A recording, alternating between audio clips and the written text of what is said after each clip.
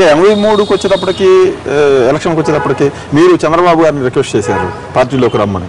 ఆయన ఏమన్నారు అప్పుడు? 83 కాదు, అది పార్టీ పెట్టిన తర్వాత 82లో మార్చి 29 పెట్టిన తర్వాత ఈ మహానాడు అయిన తర్వాత తిరుపతి మహానాడు 28 మే అంటే నెల 15 రోజుల తర్వాత రెండో మహానాడు తిరుపతిలో పెట్టాలని నిర్ణయం చేశారు.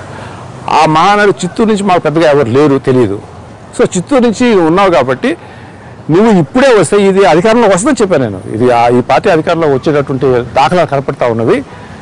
ఆ నేపథ్యంలో మాకెవరికి ఇంట్రెస్ట్ లేదు, మీరు వచ్చి టేకప్ చేసి కండక్ట్ చేసి మీరు కనుక ఉంటే ఆయనకి సహాయకారిగా ఉన్నట్టుగా ఉంటుంది, రామారావు గారికి పార్టీకి కూడా ఒక అండగా ఉంటుంది అని నేను మాకు ఇంట్రెస్ట్. నేను చెప్పాను కదా, ఒక స్పాంటేనియస్గా మేము వచ్చిన వాళ్ళం కానీ మేము ఉండాలని చెప్పి వచ్చిన వాళ్ళం కాదు.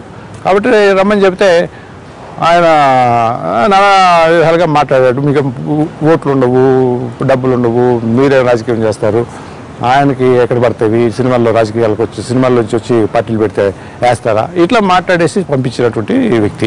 అంటే మీరు దాన్ని కన్విన్స్ చేసే పరిస్థితి ఏమి కనిపించలేదా? చెప్పాను కదా. తర్వాత మళ్ళీ తిరుపతి మహానాడు మేము సక్సెస్ చేసాం. మళ్ళీ విపరీతంగా జనం వచ్చారు, బ్రహ్మాండంగా అయిపోయింది.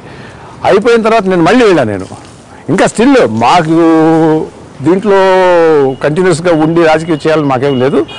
ఇట్లా మళ్ళీ వస్తారంటే ఆ రోజు ఎమ్మటే నాకు ముందు పేపర్ పడేసేసి పొద్దున్నే నేను స్టేట్మెంట్ ఇచ్చాను, చూసుకో అని చెప్పి ఇచ్చారు. ఇస్తే ఏం దాంట్లో నేను మా మీద పోటీ చేస్తాను అని చెప్పి ఒక స్టేట్మెంట్. ఇది అంతా కూడా 83 ఎన్నికలకు ముందు